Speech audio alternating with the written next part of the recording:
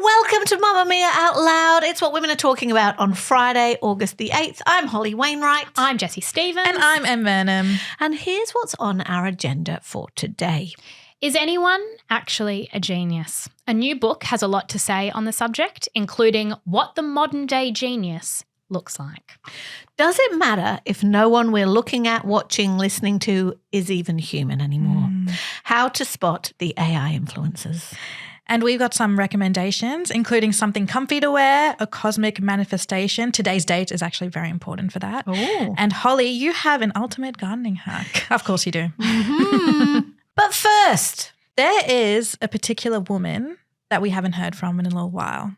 So she has a blonde, can I speak to the manager, Bob? Yes. She has a tennis bracelet that jingles when she points to people. I know of whom you And speak. she has a bit of a temper. Yeah. I'm talking about the Karen. Do we remember the Karen? Oh, yeah. And then did we decide as a culture that it was a little bit misogynistic because we couldn't identify the male Karen? Did we throw that The out a little Karens bit? amongst us did. Yes. It was a the Kevin. Karens protested and they said absolutely Yep. not. But I think it's entered the lexicon in a way that can't be retracted. Like my kids talk all the time about, did you Karen them or did you get Karen? Oh, I don't like that. Yeah. So it was the reason we came to Karen, and not everyone named Karen is essentially a Karen. So it became a meme of a name where Karen was given usually to a middle-aged white woman who was described as entitled, demanding, and casually racist.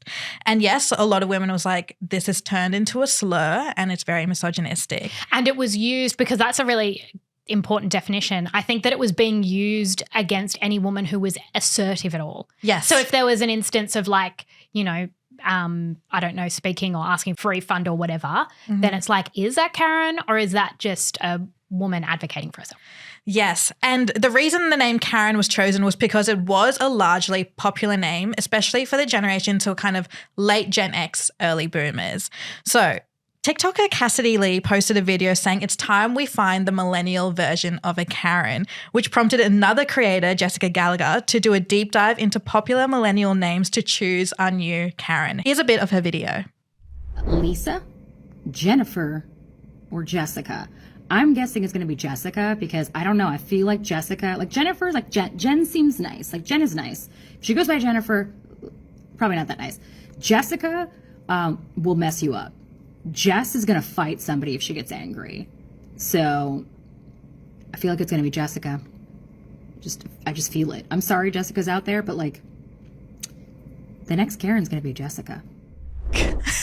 Jessica. Are you Jessica? I'm not. I'm just Jessie. I wondered about that because I never ever think of you as a Jessica. Never ever. Not that there's anything wrong with Jessicas, to all the Jessicas out there, but I suddenly thought, is Jessie a Jessica? No, I'm not. I'm on the official birth certificate. I'm just Jessie.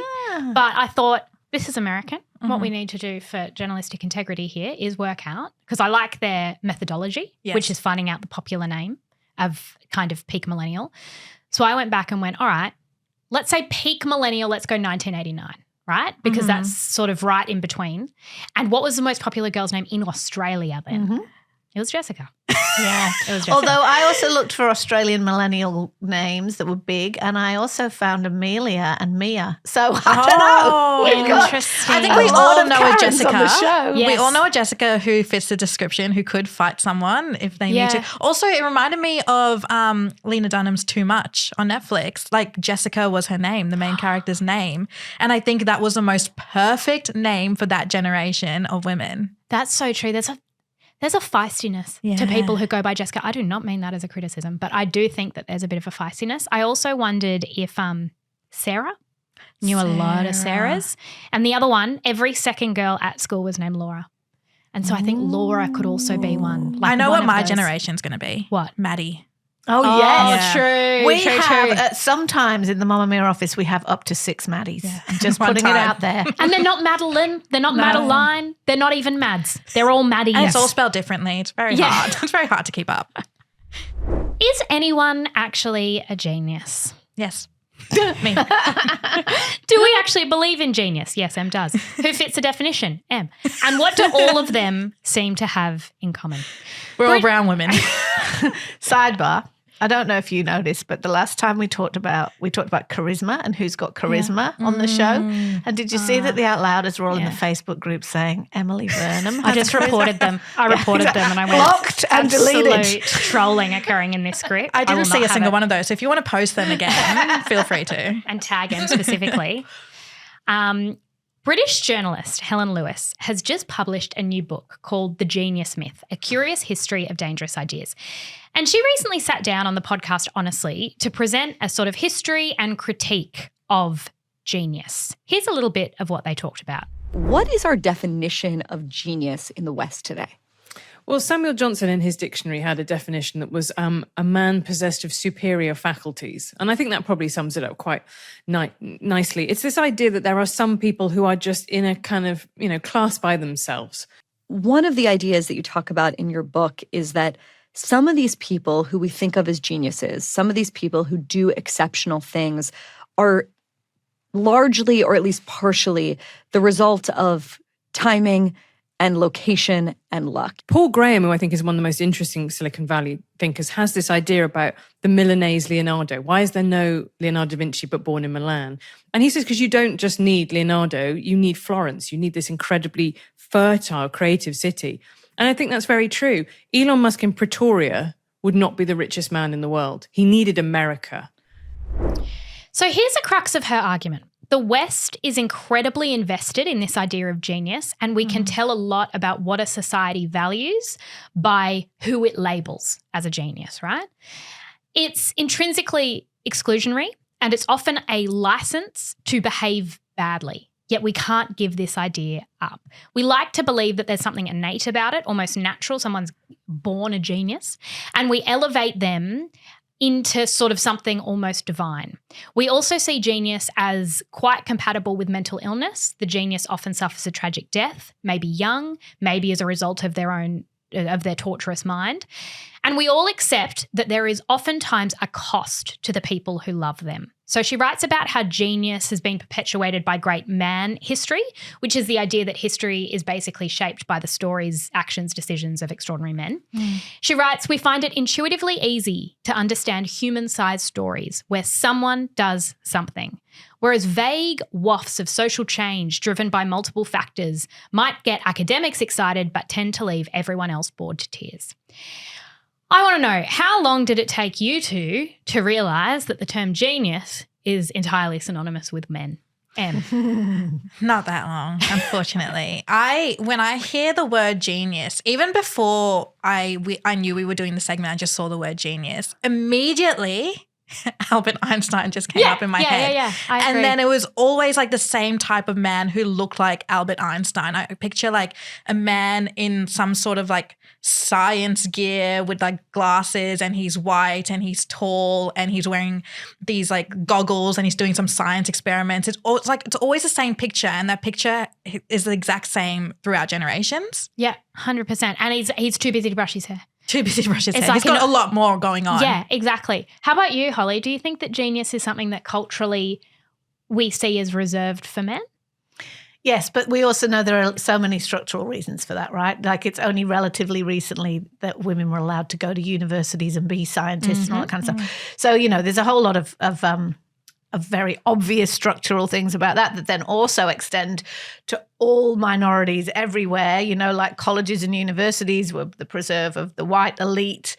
There were times in history where Jewish people weren't allowed to go into universities. There's a whole lot of very, very structural, problematic history that leads you to having this very narrow thing of geniuses. But when I think about this, and when I was thinking about this after we were talking about it, I'm interested in creative genius, right? Because, of course, I understand art, right? Like when I say art, like reading, music, whatever, like in a way that I don't understand science. So I was thinking about creative genius and who gets labelled that. Also mostly men, of course. But I think that we need to move from the idea that someone is a genius in the same way we need to unpick the idea that happiness is a destination rather than a series of moments, is that there are works of genius, but whether that person is a genius and then everything they touch forevermore is genius, I think is disproven. So I think you could argue that that Hamilton is a work of genius, right? Does that mean that Lin-Manuel Miranda, the man who wrote it, is a genius? Not necessarily. He's written a lot of other good musical songs, but they're not all that good. You know what I mean? Do you think that the Beatles were geniuses? Like Sgt. Pepper's, you could argue that's a work of genius, but not everything they did was great. And also they needed the circumstances, the time, the partnership, the moment to lift to that level. I think about women now who are operating on a very high level. Is Taylor Swift a genius? Is Oprah Winfrey a genius for what she did, like in changing the culture and the media? You know, like, is Beyonce a genius because she made Lemonade? Like, or is it that there are like you can have moments of genius? I don't know if the word genius can be applied to artists or art specifically. Oh, of course it can. Because art is subjective. So I think with art, it's more talent, right? And is it like everyone who's talented also a genius? Or just because Hamilton was viewed by millions and millions of people, is that the reason why? I think it's about the idea that there is almost something divine or superhuman within certain individuals that allows them to, I don't know, attain or create something greater than what the average person can create. So like Beethoven or Mozart, I think they're treated as, whether or not you like their music, you go, I would consider them a genius.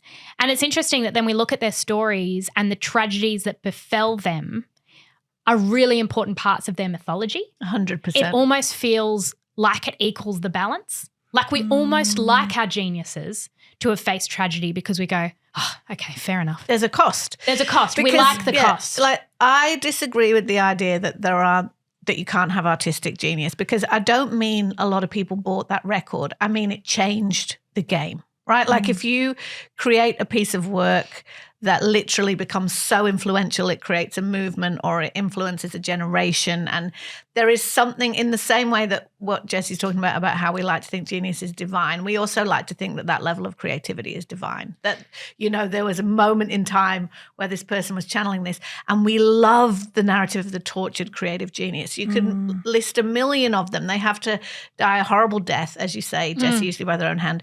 And one of the things that Helen Lewis talks about in this interview that's interesting is she's like, cozy domesticity is not part of the genius story. Like, it has to ruin you. So Elon Musk, who we brought up in that clip and is a very good avatar for how we consider genius now, is broadly considered to be a genius of some kind. And his very messy and controversial personal life is almost seen to be a part of that genius, where you couldn't expect a great man like that. And when I say great man, I'm bringing a certain amount of sarcasm, and also I'm like talking about his, like the things he's created and the things he's made. We also know now that like the destructive side of that is huge. But if you're just taking that on board, like you'd be like, well, you couldn't expect a man like that to have a boring like home life where to go he and care for his 14 children. Yeah, exactly. Like he's above to that. not have 14 children with lots and lots of different people and have unconventional relationships. It's part of his myth. Yeah. So the tech innovator, Lewis argues, is the modern day genius. And I think what we do in calling someone a genius rather than someone who has created a work of genius or was struck by genius. And I think the idea of it being a lightning strike is a lot better, because I reckon the second someone believes they're a genius, it's all downhill from there. Like, I think that you should never. Elon Musk definitely believes he's a genius. And because we've got this mythology, I hear this all the time, not just in media but in conversations with people, is that we will be talking about him, and women in particular will be horrified by the fact he has all of these kids who he doesn't appear to look after, and he certainly doesn't have any kind relationship with any of the mothers, really. Never mind his enthusiasm for far-right political parties. So we excuse the fact that he's a bully, that he exploits people, that things that have happened at Tesla, maybe, politics and how that's become a little bit of a mess. We excuse all of that because we go, well, would we expect a genius to kind of treat people nicely? Like we have a completely different criteria for him. And I wonder if by that measure, women would never get away with that. Like women would never get away with all the mess. The problem with genius too is that I think that once someone like Elon Musk is given that label, which I think he's then internalized, is that we assume, or he assumes, that a genius is transferable to all things. So we don't even like to think that someone is just a genius in one domain. We love the Leonardo da Vinci idea that you're kind of this innovator and you're this artist and you can invent things and like you can do lots of things. So it's like Elon then goes into politics and everyone goes, well, he's a genius.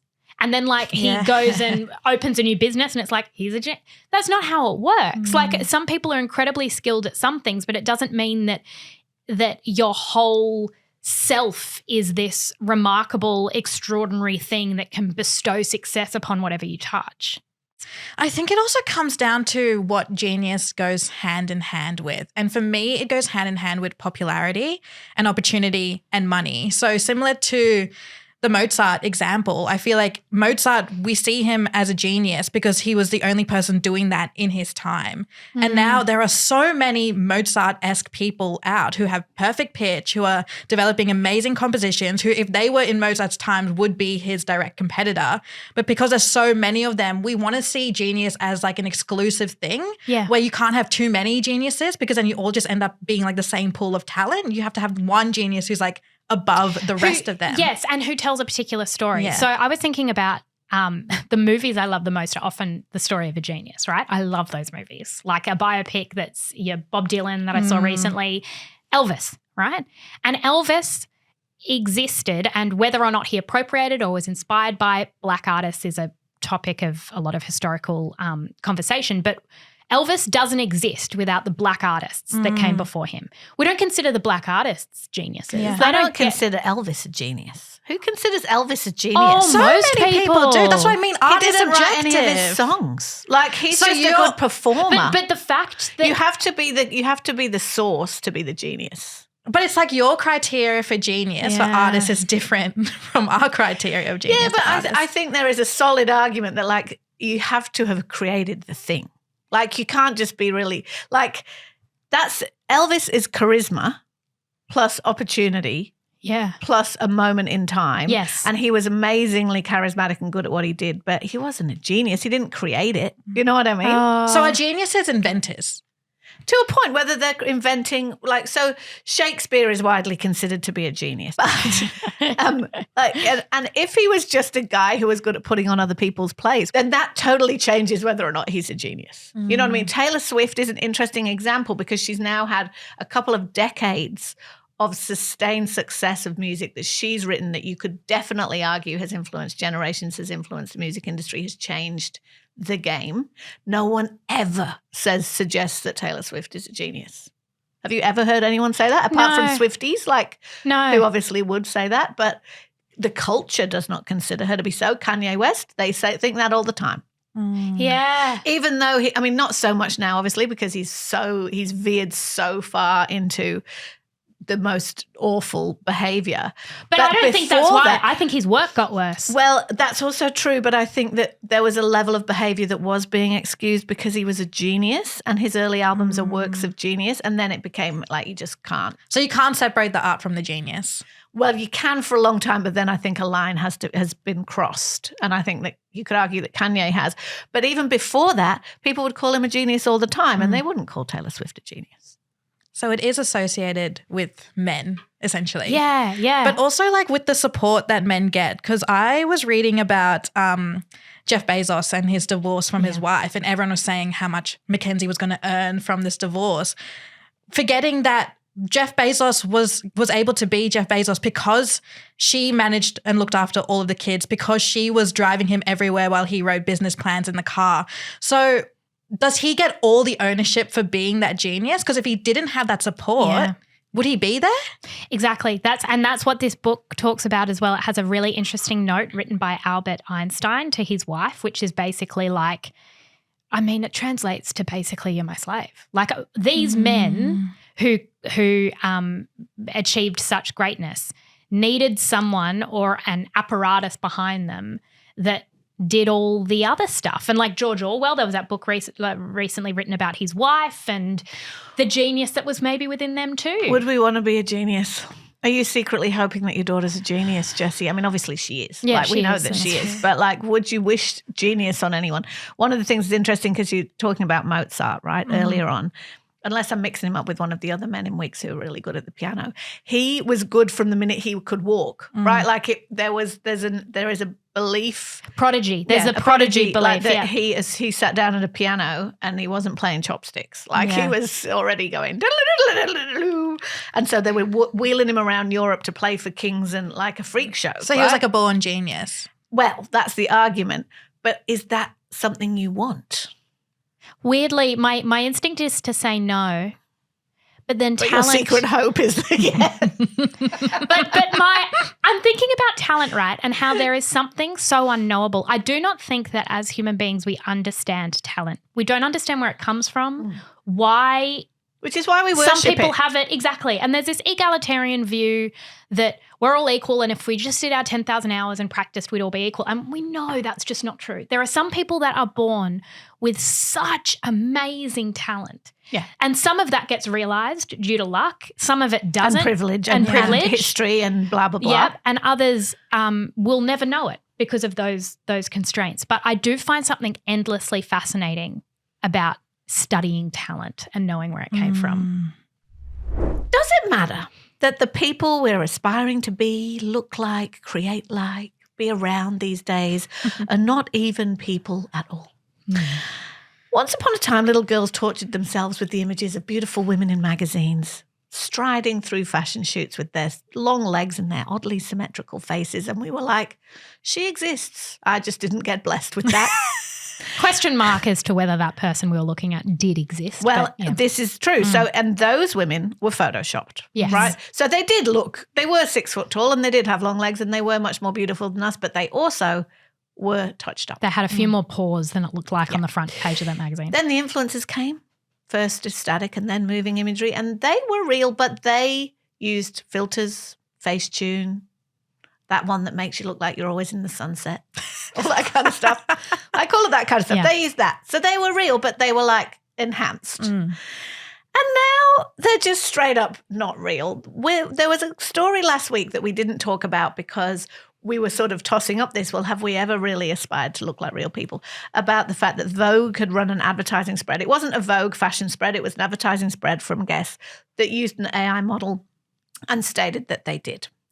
And then this week, we met this woman called Mia on social media, and not our Mia, just to be clear. No, Mia is very real. Jessie, tell us about Mia.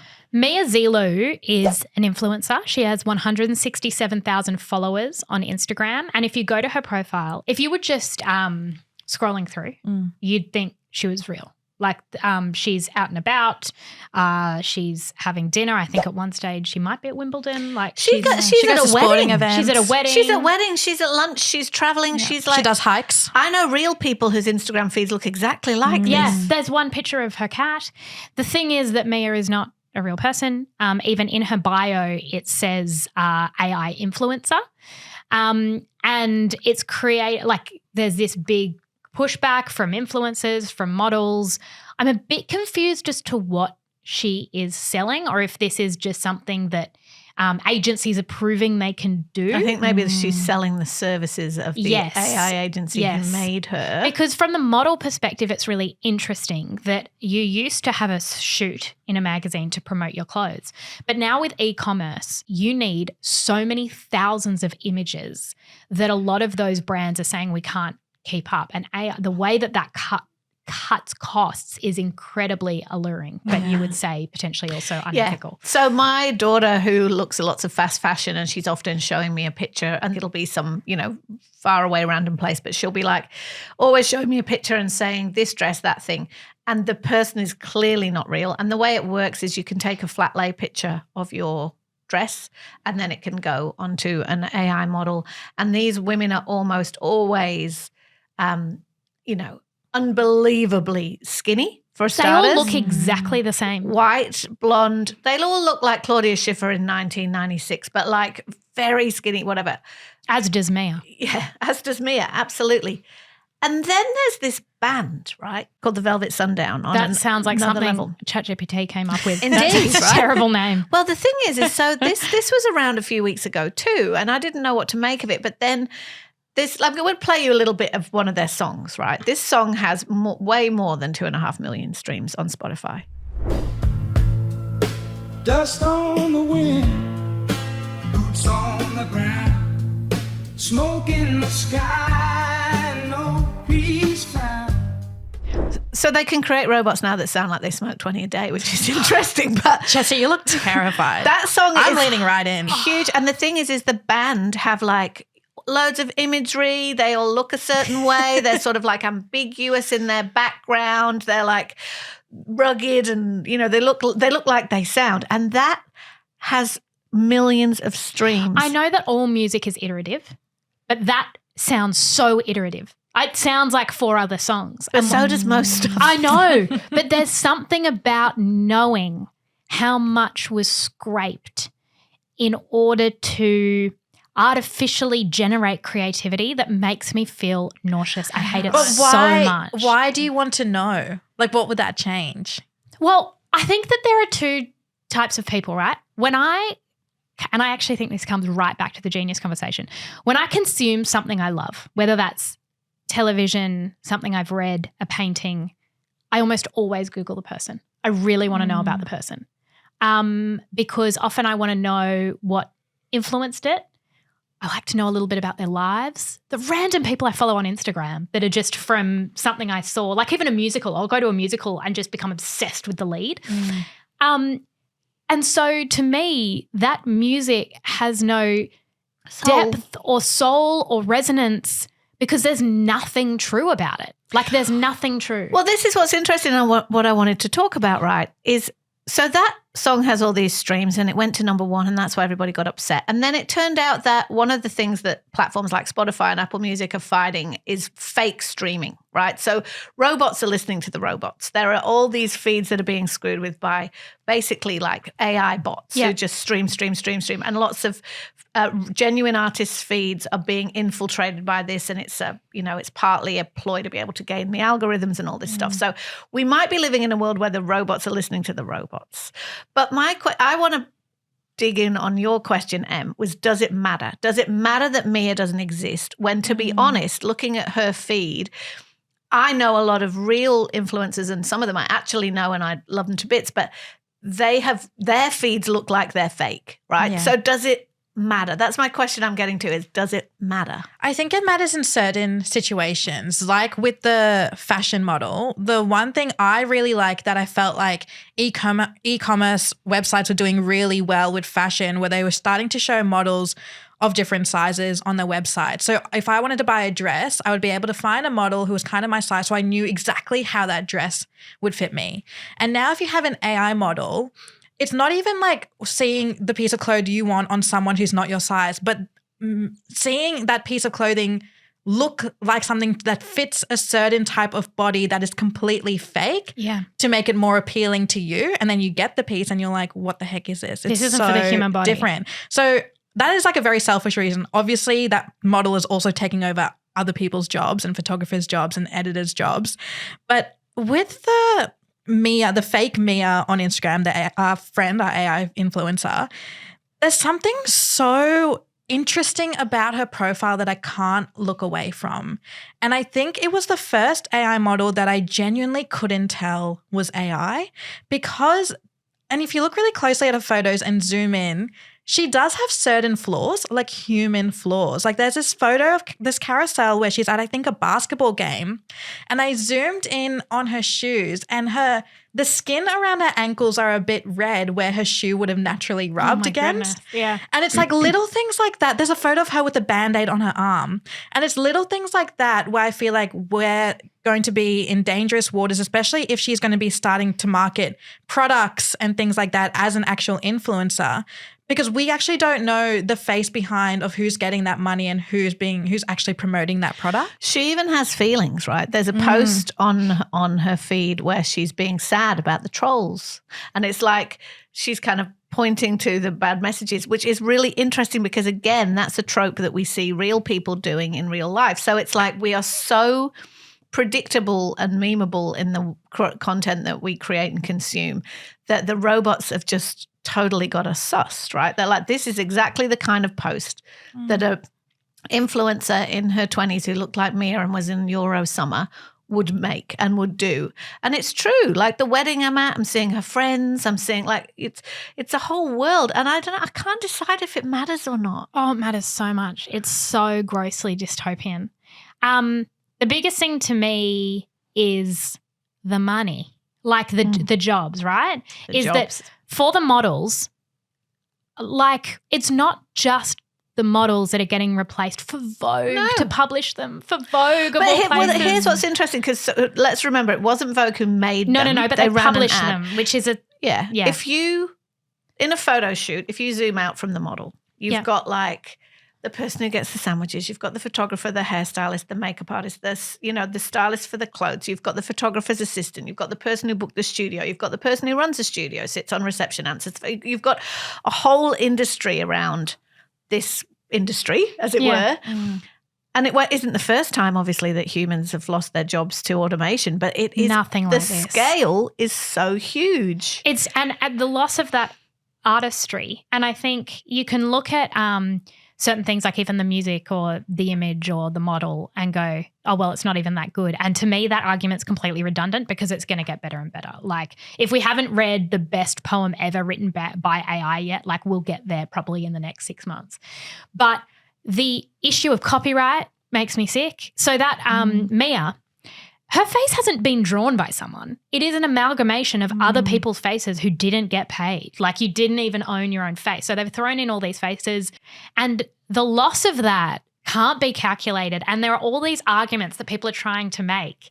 And it's like, no, this is just like late stage dystopian capitalism when no one gets paid anymore for any labour. I do agree, and I worry about what we need people for at all anymore. But if you pull back to these images, these influencers, the beauty standard, the band, if I like boring middle of the road rock music and I listen to that and I like it, I'm always wrestling with the idea of like, does it matter that he's not writing about something real? Like, does it really, like I think about my kids who, when they, on their social media platforms that they're on, they at first would be like, haha, look at this terrible AI, right? But now they actively love AI content and they'll show me, look at this amazing AI. Like they are entertained by the things that AI can do and they don't see it as scary in the way that we do because they don't, maybe understand the scale, but also they don't have skin in the game in that way that we do. Is it kind of like, is there something almost amazing about it? I think it's hard with kids particularly and how they get influenced by AI because I feel like when you're young, anything that you indulge, whether it's like music or TV or movies, comes with that added layer of education of like seeing something and then finding passion for something and going, oh, I could do that. I could write that book. I could make a movie like that. I could star in that. And then finding out that, no, you can't because that was just fake and now that doesn't exist anymore. So how do you feel, Em, if you listened to a song and you went, okay, I love this song and you were playing it and then you learned it was AI? Like, does that undermine it for you? Can you see a world in which your favourite song was AI generated? I can in the future. I can't right now because I still think if I were to like a song and then only after the fact find out it's AI, I'd be super embarrassed. Yeah, right. And feel like I have such basic taste. Why would you be embarrassed? Because I think it comes with a layer of like, you are such a basic bitch. Like, of course you would like that song. Tricked you. But the robots tricked you. I can see the appeal for, and this is depressing in itself, but the appeal for the people who create this stuff, right? Whether it's models, musicians, writers, anybody. Like you don't have to, humans are annoying. They have opinions. They have demands. They want input. They might have a temper tantrum. They might have a bad day. They might have PMS. They might have addiction issues. They might be late on their deadline. Yeah. They have dietaries. Like they're annoying. Robots have no demands of you, right? Like and I know I call them the robots and I know that's not what it is. And you can see why that is so appealing to a business that's like, well, I no longer have to think about auditioning models, dealing with models. The model might be like, I don't like how I look in that way. I don't like or the writer who's late, the writer who's like, that's what's sad. Is we're like flattening the idea that like anyone should have agency who's creating a thing. And I find the question of diversity really interesting. So diversity has even been considered as a thing for such a short period of time, right? Where if you were a woman of colour or you were plus size, finally you got a job, right? Now, if you want to virtue signal your diversity, you can just change the color of your model. Yeah. You don't have to hire anyone. And You don't have to I've pay seen that being reported in a positive light that it's like, well, we've really increased the diversity of representation in our fashion shoots. I'm like, the fake babe. She ain't getting paid. She's not feeding her family.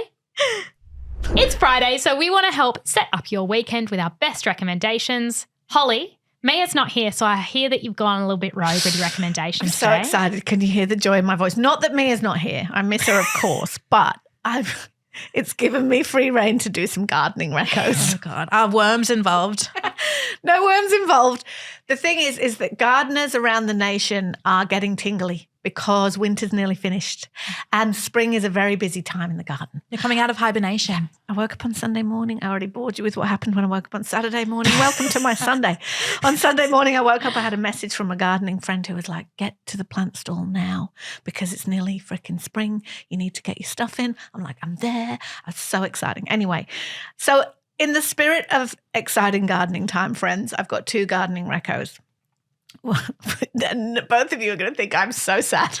No, I feel I'm left out. I don't even have a balcony. I know. Look, this was me for a long time, but one is for a kneeler. Do you know what a kneeler is? I absolutely do not. How dare you even ask me such a thing? Kneeler. Is I'm it offended. an instrument? Like a rake? A kneeler Like is a hoe. It's a hoe, A yeah. kneeler is a comfy pad that you put on the ground so you can kneel Oh, on Holly, it. is My you papa used to 100? have one of those. No, but it's not because your That's knees what we used in hurt. Catholic church. Yeah, exactly. You could steal one from church. It's not just because of your old knees, and the median age range perhaps suggests that, but it's also dirt, right? So it's been raining a lot where I live lately. So when I'm kneeling down to get in my veggie beds and everything, I get filthy.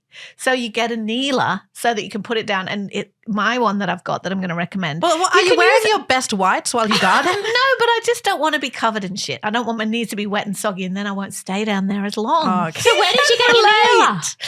The one I'm recommending is a little bit of a bougie one. You can get kneelers everywhere, but I like this one because it's pretty and it's got a handle so you can carry it around, and it's from Le Sac, who I've recommended before because they make really good gardening belts, and they're about to release a really good hat, which I can't wait to get my hands on. But anyway, Le Sac make really nice looking gardening things, and mine has got pinstripes and it's very pretty. I know you want me to stop, but I've got one more thing. The other one is one of the problems with being, maybe it's me, maybe it is, again, back to the median age. I forget all the time what I've planted, right? So I'll go to the plant stall and I like them at my farmer's market, and I'll buy all these little seedlings. Like, and Holly, you bought your kneeler yesterday. It's fine. and I'll be like, I think those are peas, those are broccoli, those are what, those are tomatoes. And then you get home and you're like, I can't remember what they are. And I've put them in the ground and I can't remember what they are. Don't you find out when they grow? Well, you do, but some you do, Jessie, but also you need to treat some of them differently. Some need full shade, some need part shade, some need more water. I mean, come on. Who am I talking to? It's like a gender reveal. Anyway, What will it be? the tricky thing is you write their names on lolly sticks and you stick them in, and then the rain comes and they're gone. So anyway, I bought myself some really nice little plant things, and you can get them from Bunnings. They're really cheap, but also the ones I've got are these bougie slate ones that you write on with chalk. I don't know how they're going to go in the rain, but they look nice. You're a whole different level of gardener now. Well, I'm not, but there's a bit of me that is. So I've got my basic Bunnings ones, and then there's a bit of me that's like, what if I tried the slate ones? Maybe they'll work. And they are from this place I buy seeds from called Veggie and Garden Seeds, which is a really, really good seed place, everybody. And they are slate, and you write on them with chalk, and they look great, but it means you can use them over and over. I like to think that if all of us contributed our skills, we would make up one very mediocre tradwife. Yeah. Like we could just all make up. I can do the gardening You part. can do the gardening part. What would I do? That's true. That's fair. You know what? Look good. Look good. She looks real good, Yeah. and you can make things in your Thermomix. Exactly. So- And together, Nailed it. we're a shit So, tradwife. Outlouders who do not like my niche veggie content, I apologise. To the rest of you, you're welcome. Em, I want to know your recommendation. Okay, good, because now I feel so much better for mine after hearing that. It is a big day for astrology girls, and I'm doing you all a service by telling you. It is the 8th of August, huge day, because the Lionsgate portal is open. So Where are we going? The portal has been open since the 28th of July, and it closes on the 12th of August. Is it an actual. Yeah, it's a portal in the sky. It's like a black hole. Can I see it open and close? It's like a big metaphorical door. Okay. So the Lion Gate portal is a moment where the sun in Leo is in alignment with 3 important celestial markers: the star Sirius, which is the brightest star, Orion's belt, and Earth. Okay. And when the portal opens, it's like all our manifestations are on steroids. Oh my God. So now I can't believe I get laughed at for my gardening content. We need to manifest a lot right now. So everyone today, manifest. So your recommendation is manifesting. Everything's going to, I promise you, whatever you manifest today, it will happen. How do you manifest? Do you just like, you can do it different ways, like meditation, journaling, like thinking about something. My friends like write something on a note and then put it under their pillow. Or bury it in the garden. I have one question for you about this, the practical manifestation question. Yes. Genuine conversation I was having with my friends recently. Okay. My friend changes her password on all her devices to the thing she's manifesting at any given time. So she was like, for ages they were saving up to try and buy a house. And so she'd be like, new house 2025 was her password on everything. And the point of it is that you're manifesting. Every time you do it, I love you're that. putting it into the world. And think of how many times a day you type a password in.